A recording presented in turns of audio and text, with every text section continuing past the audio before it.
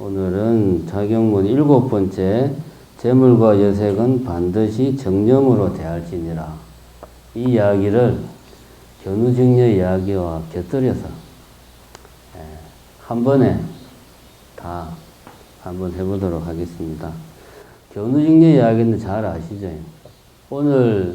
어제 밤부터 왔는지 오늘 새벽부터 왔는지 모르지만 비가 왔잖아요. 7월 7성날 비가 오면 비가 왜 오는 겁니까? 그러지 견우하고 직녀가 만나서 비가 오죠. 만나면 비가 왜 오죠? 반가워서 이게 달라요. 견우 7월 7성날 아침 일찍 비가 오면 1년 만에 만나잖아. 1년 동안 못 만나다가 1년 만에 만나니까 만날 걸 생각하니까 너무 기뻐가지고 감동의 눈물을 흘리는 거고, 밤에 흘리는 눈물은 뭡니까? 밤에 오는 비는 헤어져야 되니까. 또 헤어져서 1년 동안 못 볼 걸 생각하니까 너무 마음이 아픈 거야. 그래서 이별의 아픔이 눈물이 돼가지고 흘리는 게 밤에 내리는 비가 그거예요. 근데 오늘은 보면은 아침 일찍 새벽부터 내렸잖아요. 이게 아마 1년 만에 만나는 거 반가운 마음에 감격과 환희의 눈물을 참 지겹도록 눈물을 흘렸습니다. 적당히 흘리고 말지 뭔 눈물을 이렇게 많이 흘리는지. 좋은 일입니다, 이거는. 견우직녀 이야기를 조금만 더 해보면, 원래는 견우는 말 그대로 견우, 소 키우는 목동이고, 직녀는 배자는 직녀. 그 전남 방지 갈 때 그 직자입니다. 직녀.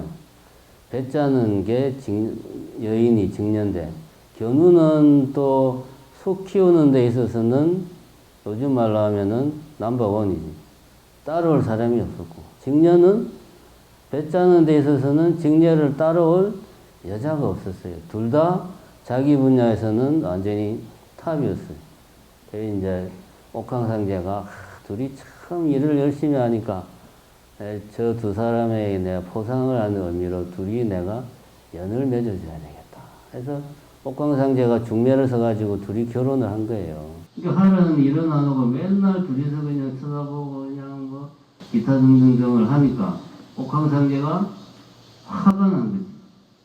내가 너희들의 연을 맺어준 거는 일을 잘하는 게 참 보기 좋아서 연을 맺어줬는데 그렇게 일을 다 팽개치고 서로에게 빠져서 되겠냐 해서 이 두 사람을 어떻게 합니까? 그 쉬운 말로 귀향을 보내버리죠. 견우는 동쪽 끝으로 보내버리고 직녀는 반대 서쪽 끝으로 보내버리고 그 둘이서 아예 못 만나게 그냥 영영 떼놔버린 거예요. 옥황상제가 화가 나가지고. 그러니까 1년 내내 두 사람 다 그냥 서로 상대방의 그 배우자를 그리워하면서 지내다가 1년에 딱 한 번 7월 7성날 만나는 것을 허락을 해준 거예요. 그런데 한 사람은 동쪽 끝에서 오고 한 사람은 서쪽 끝에서 오면 가운데 뭐가 흐릅니까? 은하수가 흘러가지고 저기 멀리 건너편에 있는 사람 얼굴만 보고, 그래서 서로 그렇게 죽고 못하는 사이니까 손도 잡고 뭐 포옹도 하고 뭐 뽀뽀도 하고 뭐 그래야 되는데 이런 거 못하잖아.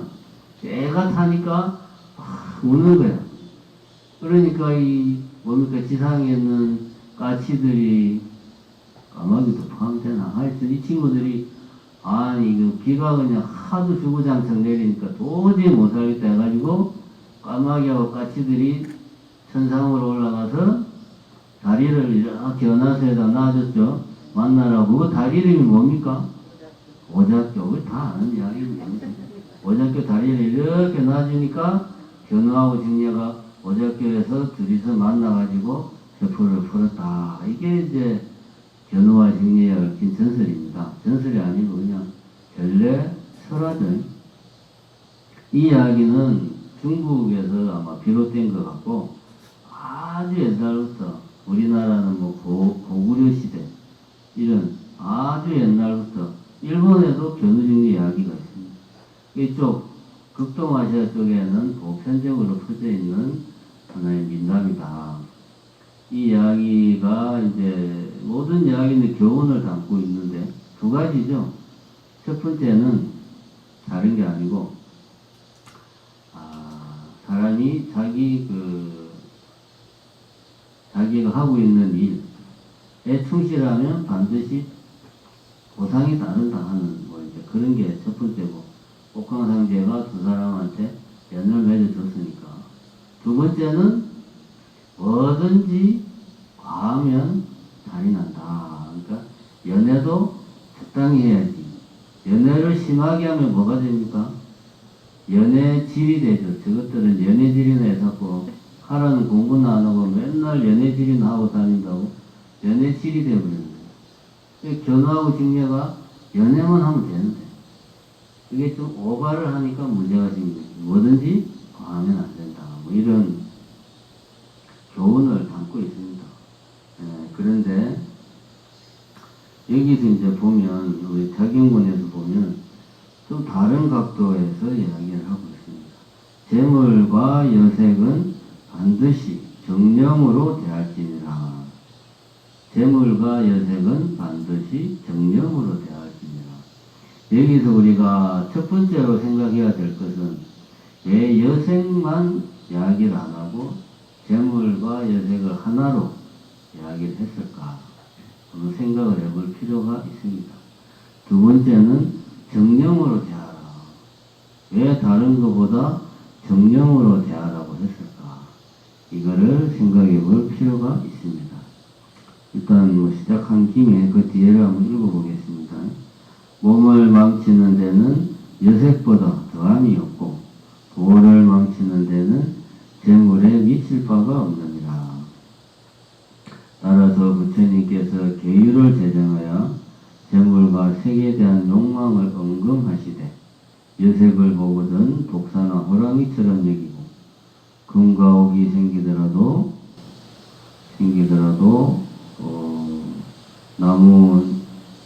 나무나 돌을 대하는 것 같이 하라 하셨느니 비록 어두운 방에 홀로 있어도 어려운 손님을 대하는 듯하고 속마음과 겉행동이 언제나 일치하고 어색한 곳에서도 드러난 곳에서도 한결같이 할지니라. 마음이 깨끗한 즉 호복 성중이 반드시 수호하고 여색을 생각하면 전신이 모두 외면하느니라. 신장이 수호하면 험한 곳에서도 어려움이 없어지고 전신이 외면하면 편안한 곳이라도 불안하게 되느니라. 이렇게 이야기를 하고 있습니다. 재물과 여색을 멀리 하라는 이야기입니다. 자, 그러면은 우선 왜 재물과 여색을 같이 이렇게 이야기를 했을까? 이걸 한번 생각을 해봅시다. 여색은 요즘 말로 하면 성욕입니다. 성욕입니다. 견우직녀 이야기를 할 때 견우와 직녀가 뭐 말 그대로 어떤 뭐 이런 성욕에 끌려서 둘이 그렇게 죽고 못 살았네, 그건 아니죠.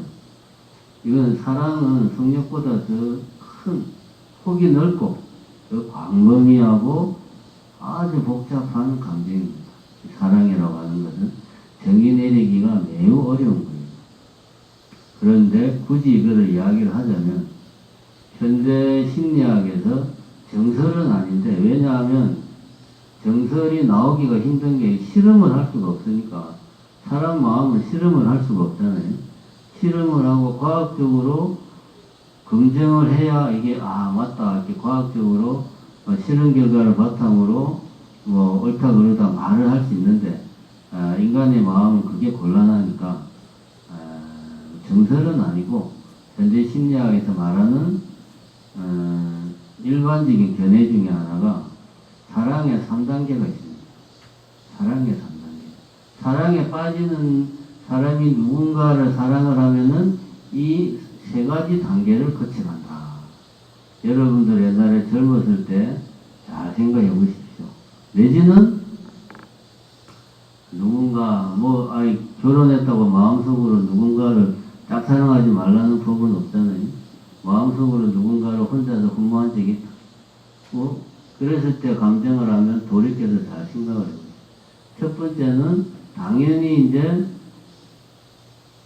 첫 번째 단계는 성욕입니다. 아무런 감정이 없는데 누군가를 사랑할 수는 없어요. 당연히 성욕이 첫 번째 단계.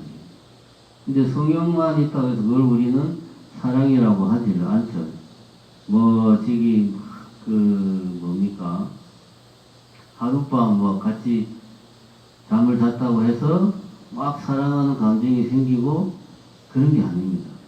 성욕이라는 것은 일종의 자동차로 치면 자동차가 달리려면 제일 먼저 시동을 걸어줘야 되는데 일종의 그런 역할이죠. 시동을 걸어주는 역할입니다. 시동 거는 거는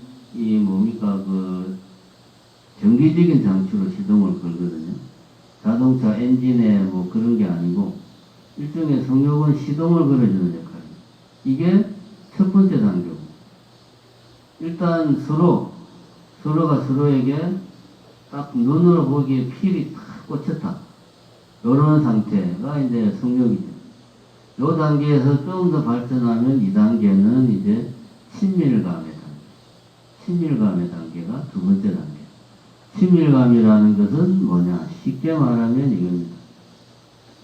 우리 인간은 자기 생존을 위해서 본능적으로 어떤 자기만의 어떤 바운더리, 영역을 누구나 다 그런 영역이 보이지 않는 영역이 있습니다. 예를 들면 1m라든가 50cm 반경 안에 누군가가 들어오면, 모르는 사람이 들어오면 경계하고 마음이 불편하고 어색해요. 그래서 우리가 지하철을 타서 비좁은 지하철을 타면 서로 이렇게 짜증이 나고 피곤한 게 그런 나만의 영역에 침범을 당하니까. 근데 이제 친밀하다는 것은 그 나만의 영역, 예를 들면 50cm다, 반경, 그 안에 내가 관심을 가지는 사람이 들어와도 그런 경계나 어색함, 불편함이 없는 거예요. 오히려 더 좋은 거지. 이게 친밀하다는 것은 이러한 그 나만의 영역 안에 상대방이 들어와도 아무런 거리낌이 없고 오히려 들어오면 더 기분이 좋고 그래서 이 단계는 우리가 흔히 말하는 스킨십을 하는 단계. 그냥 앉아도 그냥 앉는 게 아니고 붙어서 앉고 이런 식으로 이게 이제 친밀감의 단계. 요 단계까지 가야 친구들이 말하는 썸을 탄다 하는 게 이제 요 정도 단계가 되겠죠. 근데 여기서 끝나면 오랫동안 지속되지가 못하죠. 오랫동안 지속되려면 부부의 연을 맺고 아이를 낳고 아이를 키우고 가정을 계속 이렇게 유지하고 이렇게 하려면은 이러한 친밀감만 가지고는 안 됩니다. 그 다음에 세 번째 단계는 애착의 단계다. 애착이라는 말은 사랑하니까 집착한다. 사랑해서 집착하는 게 애착. 다시 말해서 세 번째 단계는 애착의 단계다. 결국 사랑은 뭐냐? 사랑은 집착이다. 단순화시키면 그렇습니다. 사랑은 집착이다. 비유를 들자면 사랑은 김치에 비유할 수 있습니다. 여러분들 기억하기 쉬우라고 사랑은 뭐다? 김치다. 우리 맨날 먹는 김치 있잖아요.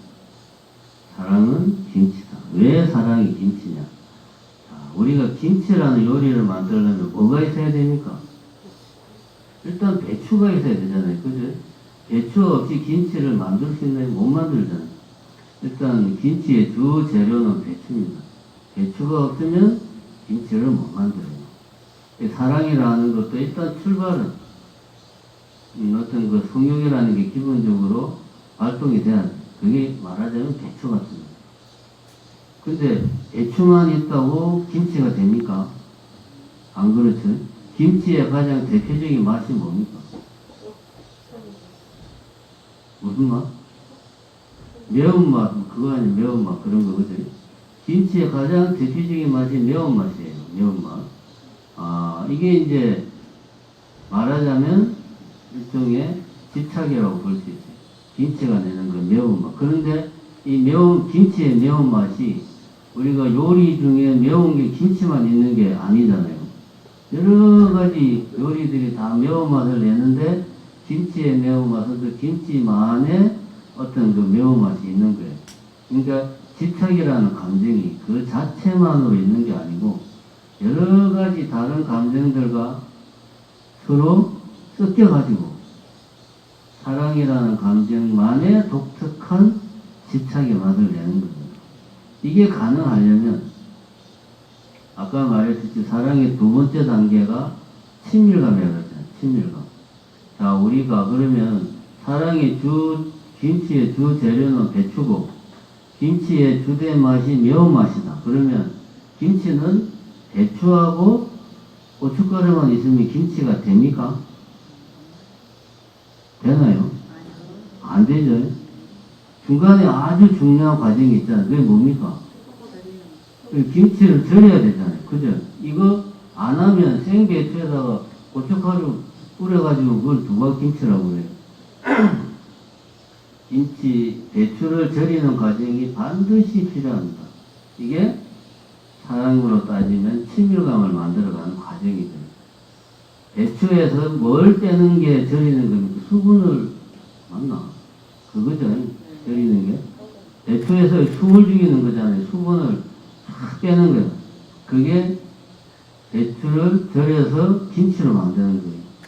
사랑이라는 감정이 지속이 되려면 처음에 오로지 눈에 보이는 거는 야 내가 어떻게 저 여자하고 야 오늘 밤에 뭔가를 좀 해볼까 이런 생각이 좀 어느 정도 잦아들어야 되죠. 대신에 친밀감을 형성하는 과정이 필요한 거죠. 그 과정을 거쳐야지만이 그 다음에 애착의 단계가 나온다. 그래서 김치를 우리가 먹고 싶다면 반드시 배추를 절이는 과정. 사랑이 지속되려면 우선은 친밀감을 형성해야 되고, 그 다음에 우리가 절인 배추만 있다고 해서 그걸 김치라고 안 하잖아요. 양념을 해야 되잖아요. 정성을 들여가지고 양념을 막 해야 되는 거예요. 그게 이제 애착이 형성되는 단계, 집착이 서로 간에 형성이 되는 단계. 이렇게 현대 심리학에서는 사랑을 세 개 단계를 거쳐서 사랑이 진행이 된다. 이렇게 이야기를 합니다. 여기서 말하는 여색이라는 것은 물론 우리가 현대적인 의미로 성욕을 말하는 거죠. 근데 여기서 재물과 여색을 같이 이야기한 것은 재물에 대한 마음은 탐욕심, 욕심입니다. 소유욕, 물욕, 저거를 내 걸로 하고 싶다. 이거는 내 거다. 이 컵은 내 거다. 이러한 욕심, 재물에 대한 욕심이 도를 망친다.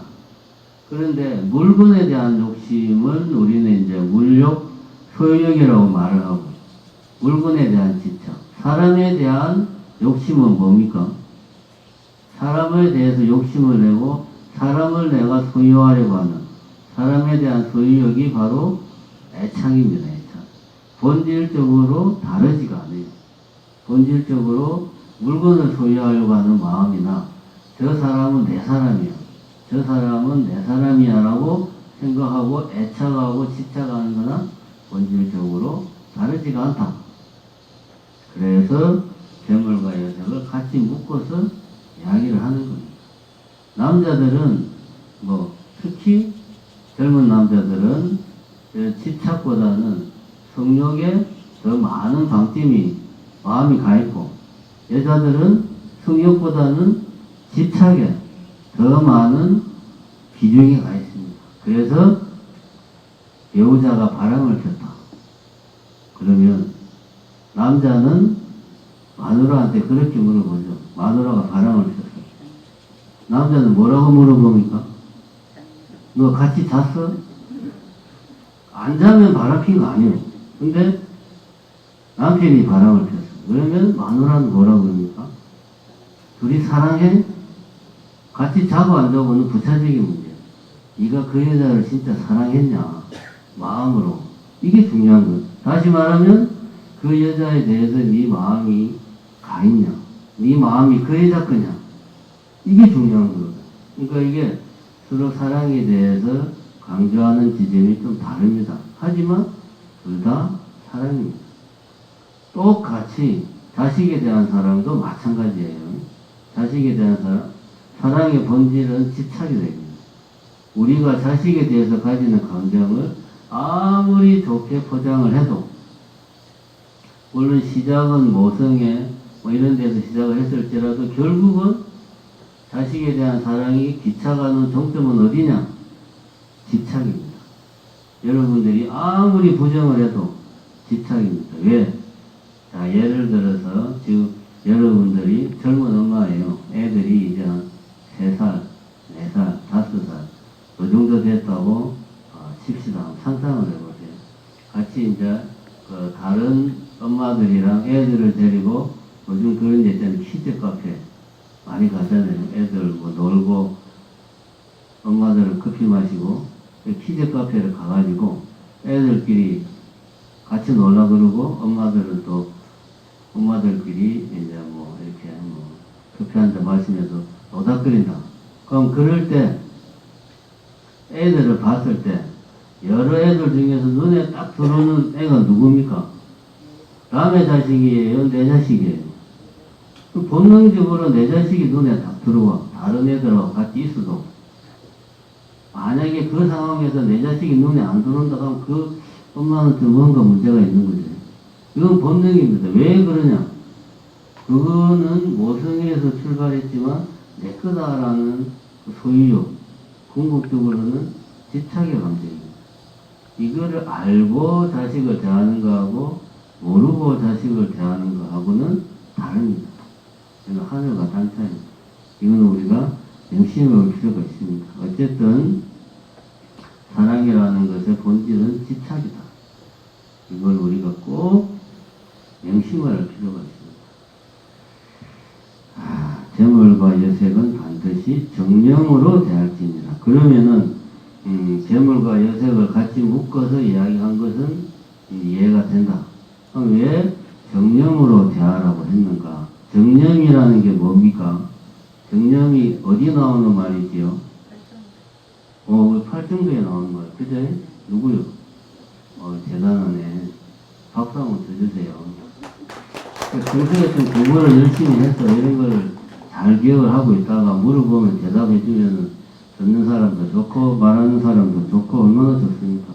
팔정도에 나오는 겁니다. 팔정도가 뭐죠?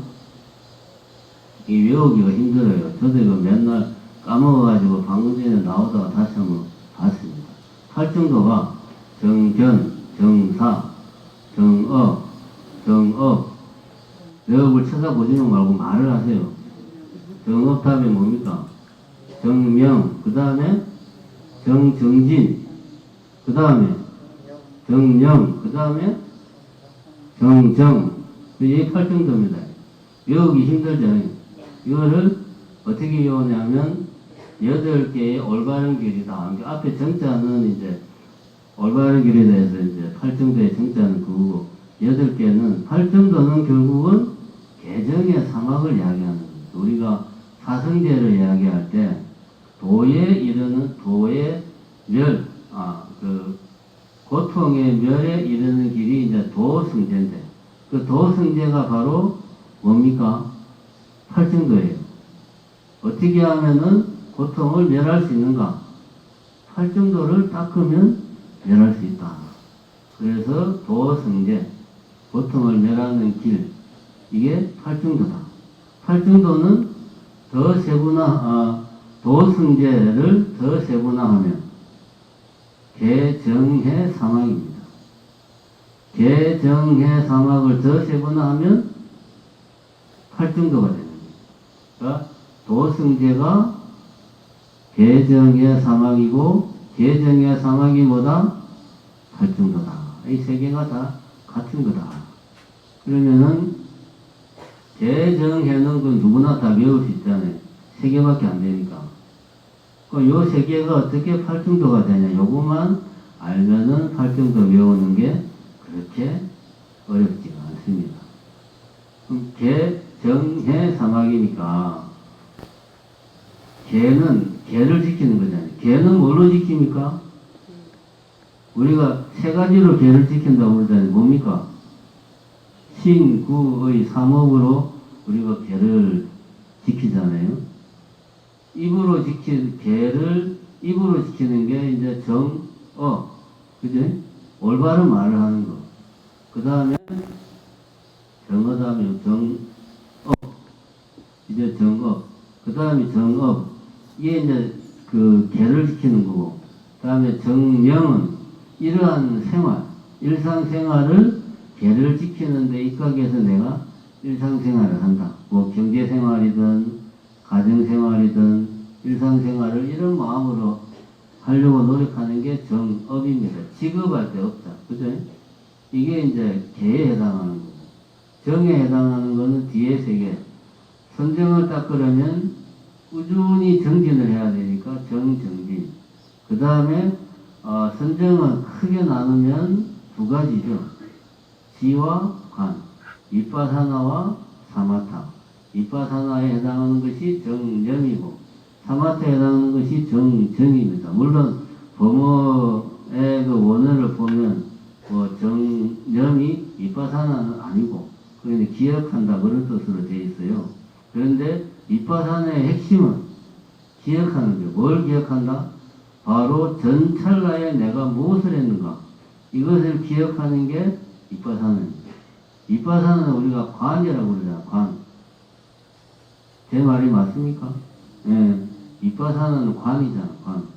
그러면 보는 건데 육신의 눈이 보는 건 우리가 잘 알잖아요. 그럼 마음의 눈이 본다는 것이 뭘 의미하느냐? 마음의 눈이 본다는 것은 다른 게 아닙니다. 지금 이 찰나 내 마음이 바로 직전 찰나에 내가 무엇을 하고 있는가를 기억을 하는 거예요. 그게 마음이 보는 거예요. 그게 이빠사나입니다. 그러니까 정념은 관하는 거고 정정은 사마타. 사마타는 뭐죠? 집중하는 거지. 뭔가 하나에 집중하는 거지. 호흡이면 호흡에 집중하고 어떤 하나의 내 신체의 특정 부분이면 특정 부분에 집중. 그게 사마타입니다. 이게 이빠사나와 사마타를 합치면 이것이 불교 고유의 수행법이 되는 거죠. 지관수행. 그러니까 개정해 사막에서 정에 해당하는 게 정정진, 정령, 정정이다. 그럼 나머지 두 개가 지혜에 해당하는 거죠. 정견, 정사. 정견은 올바른 견해. 부처님의 가르침을 내가 올바로 이해하는 것. 일단 알아야 되니까. 그게 정견이고, 정사는 사유. 이 말이 맞는 말이냐? 부처님 말씀이라고 해서 무조건 옳다라고 달달달 외우면 안 된다는 거죠. 내 머리로 이게 진짜 맞는 말인가 생각을 해보는 게 정사. 이걸 합쳐서 지혜가 되는 거예요. 이렇게 8가지를 꾸준히 수행하면 궁극적인 지혜가 생겨나는 거죠. 그래서 고통을 멸할 수 있는 이게 8중도다. 이 중에서 8중도 중에서 콕 집어서 정념으로 대하라고 그랬잖아요. 정도 있고 정견도 있고 정사도 있고 정업도 있는데 그 중에 하나를 탁 집어서 정정으로 대하라. 가만히 생각해보면 맞는 말입니다. 그죠? 내가 가만히 앉아서 정진을 할 때의 상태에 대해서 우리가 재물과 여색을 조심해야 되는 게 아니죠. 일상생활을 하는데 점심을 먹고 저 밑에 버스 정류장 있는 데를 포행을 가는데 레깅스를 탁 그냥 몸에 착착 달라붙는 레깅스를 입은 젊은 보살이 내한테 올라와. 그러면 내 눈이 어디로 갑니까? 자동으로 그 보살한테 가요. 원래 그렇게 생겨 먹었어요. 모든 남자는 다 그래요. 저를 포함해서 안 그런 남자는 없습니다. 100%다 눈이 돌아가게 되어 있습니다. 단 어디서 차이가 나냐? 눈이 돌아가려는 순간 스톱을 하고 눈을 돌리면 안 되지. 지금 내 눈이 돌아가려고 방금 전에 그랬구나. 돌아가면 안 되는구나라고 뭘 해야 됩니까? 관해야 되는 거죠, 관. 그래서 정념으로 대하라고 그러는 거예요. 그래서, 내가 저기, 그 뭡니까, 선방에 내가 이렇게 가부좌 들고 참선한다고 그 한 거 결제 들어가서 선방에 탁 앉아있으면 내가 무슨 재주로 레깅스 입은 젊은 보살을 봐요. 내가 뭐 천안통에 열린 것도 아닌데, 그죠? 그럴 때는 선방에 있으면 그럴 생각 별로 안 듭니다.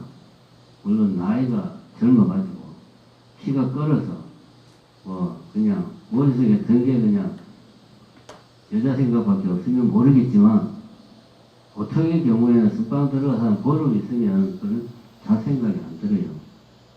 그런데 일상생활을 이렇게 하다 보면 수시로 접하는 게 그런 경계들을 접한다 이거지. 그러니까 정념으로 돼야 된다. 특히 우리 보살님들은 여색보다 뭘 조심해야 됩니까? 보살님들은 여색을 조심할 필요가 없죠, 그죠?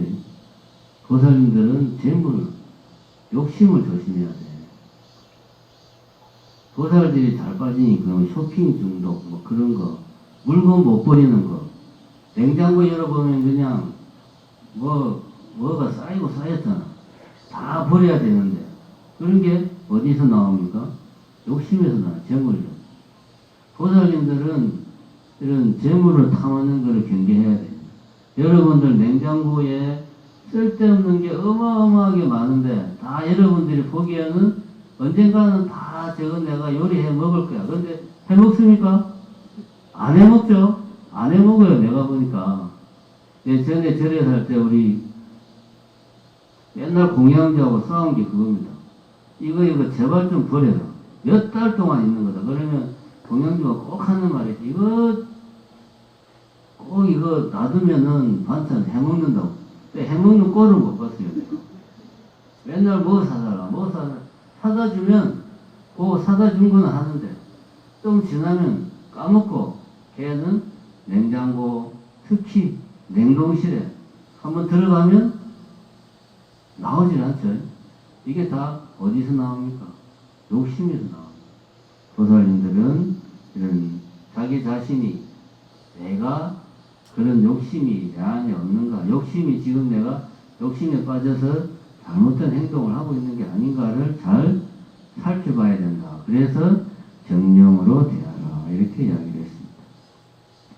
몸을 망치는 데는 여색보다 더함이 없고 도를 망치는 데는 재물에 미칠 바가 없느니라. 따라서 부처님께서 계율을 제정하여 재물과 색에 대한 욕망을 언급하시되 여색을 보거든 독사나 호랑이처럼 여기고 금가옥이 생기더라도 나무나 돌을 대하는 것 같이 하라 하셨으니 이렇게 하려면 먼저 우리가 내 자신을 정념해야 됩니다.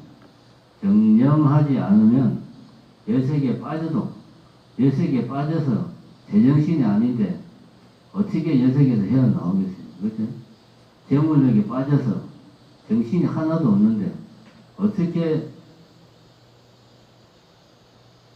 재물을 금이나 옥을 나무나 돌같이 여기겠습니까? 머릿속에 아무 생각이 없는데. 그래서 정념으로 대하라.